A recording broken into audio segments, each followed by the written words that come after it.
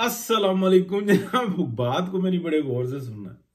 एक बेगैरतों का होता है खानदान, उसमें वो खवातीन का भी काम करते हैं, तो उसमें कोई लड़की बड़ी होती है तो वो कहीं जाती है, उसको तगड़े लोग पकड़ लेते हैं। वही जो उनको बुलवाते होते थे वो कहते तू किधर थी, हमें तो पता ही नहीं।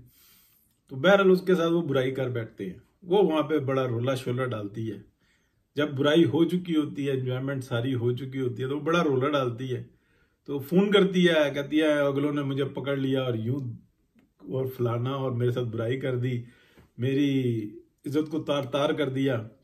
तो वो फोन करती है और घर में भी जनाब बड़ा रोला पड़ जाता है। फिर कोई थोड़ी देर बाद फोन करती है कि आओ इनको सीधा कर दो, ये वो क्या करना है। फिर वो बहरहाल तीसरा फोन करती है, कहती है बदला लेना है या मैं इससे पैसे पकड़ लूं। तो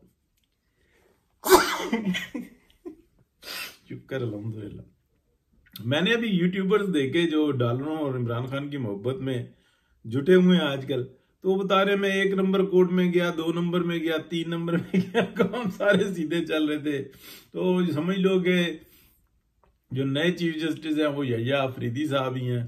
तो इन दोनों को आपने मिक्सअप नहीं करना। तो मुझे एक वैसी ना बात याद आ गई कि यार बात कर रहे थे कि जनाब अगर ऐसा हुआ तो 8 के इस्तीफे सुप्रीम कोर्ट से आएंगे, और जनाब 50-60 जो है ना वो हाई कोर्ट से आएंगे, और जनाब फिर वो डिस्ट्रिक्ट एंड सेशन कोर्ट से पता नहीं कितने इस्तीफे आ जाएंगे। निजाम दरम बरम हो जाएगा, लश्कर चल पड़ेंगे, काला ही काला हो जाएगा। ना काला हुआ ना चिट्टा हुआ, पैसे फड़ लेने, एंजॉय करो बस।